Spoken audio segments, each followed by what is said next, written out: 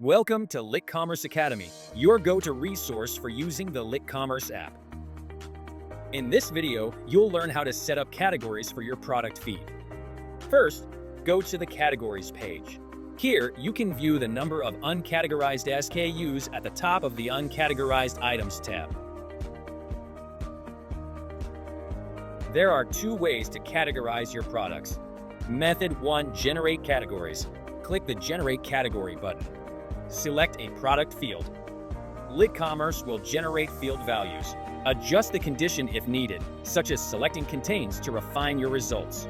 Then, choose one of the system's suggested categories. Repeat these steps to add more categories as needed.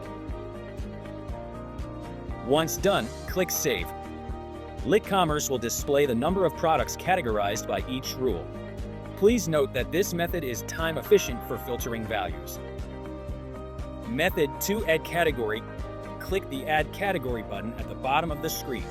Choose your desired product fields and set conditions based on your needs. Then, select the appropriate category for your products. Once done, click Save and the system will display the categorized product count. Keep in mind that some platforms require categorization while others do not. If categorization isn't needed, you can skip ahead to the rules step. And that's it.